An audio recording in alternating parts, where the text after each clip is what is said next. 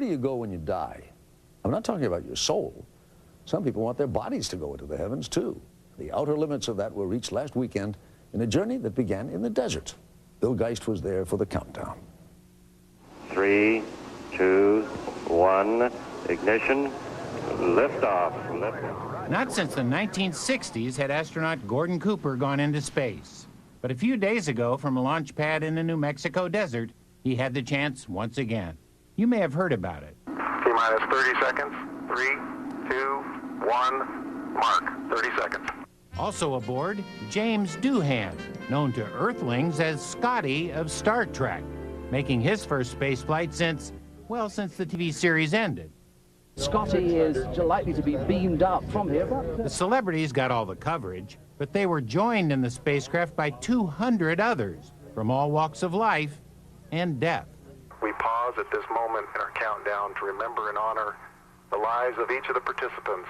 Godspeed, good luck. These astronauts were all deceased. Small symbolic portions of their ashes blasted into space by loved ones who knew they would have wanted it this way, preferring 73 miles up to 6 feet under.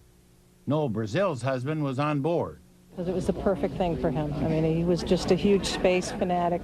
He loved everything space, and it was the perfect thing. Like so many others these days, they chose an alternative form of interment.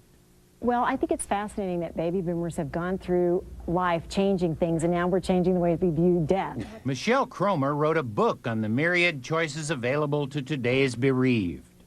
Choices made possible by the skyrocketing trend to cremation.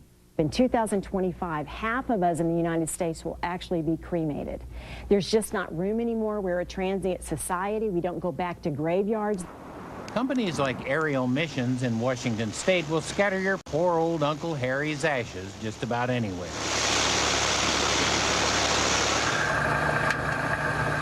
These remains are placed in a special crucible.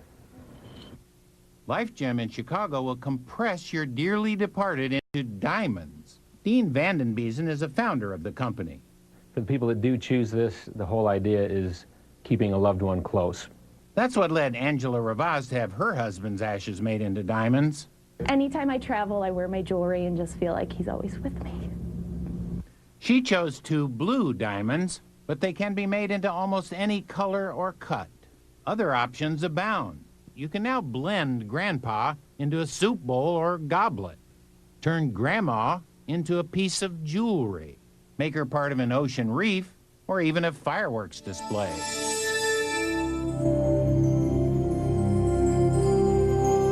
And you could put ashes into your fishing rod, or your golf club, or a duck decoy, or a bowling ball. I don't think it's nutty at all. And I want to go into my husband's driver, so he can still blame me when he shanks it. His golf driver. His golf driver. Or you could just put an ounce here and an ounce there, as Susie Van Warmer is doing with the ashes of her husband, Randy.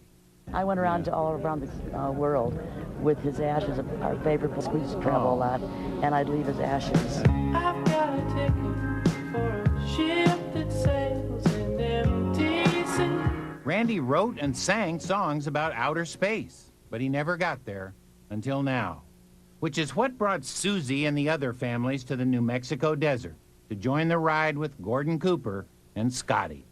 Also there, Charles Chafer, the CEO of Celestis, a company which has a history of doing this sort of thing. We've got 100 people orbiting the Earth now, which I like to say is more than any country has, so we're in first place on that. We started out about 10 years ago with our first memorial space flight, launching 22 folks, including Gene Roddenberry, the Star Trek creator, and Timothy Leary, the 60s icon, into Earth orbit. Hundreds of relatives and friends from 10 nations gathered at the New Mexico Museum of Space History for a memorial service the day before the launch. Supposedly, we are all made of stardust. Larry Matthews is interring his father's remains in space. Now, you plan to do the same thing, right? Yes. Why is that? It's what I wanted. It's the same love that my father... Are you involved in this at all? Oh, I prefer traditional burial with my... James D. Carufel is sending up some of his father's ashes, but holding some in reserve for a future flight to the moon with his mother's remains. And when it happens, we can look at it and then see them on the moon, so the man on the moon will be mom and dad on the moon. That's kind of touching. Celestis offers a variety of space burial packages starting at just $495. Noel Brazil is already looking ahead to future missions. You had the option to do an orbit or a lunar thing or deep space, and we decided deep space was the way to go, so. So do you know how much it's going to cost you, roughly? Probably $12,000. Launch day arrives early. The mournful, or maybe they're just tired, gather for a 5 a.m. briefing at a local school. The mission looks like a go. So the funeral procession heads for the launch site, the last 27 miles on a bumpy dirt road, finally arriving at the grandiloquently named Spaceport America, which so far is just a couple of trailers, a small launch pad, and today, a tent. There are tense moments. The last attempt to launch ashes into space failed. There were no survivors. But then, there weren't any when they took off either.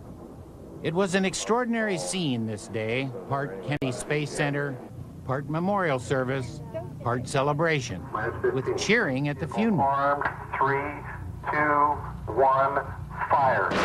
Missile away. Randy's finally an astronaut. But one thing seemed clear. No matter how you choose to say goodbye, there will always be tears.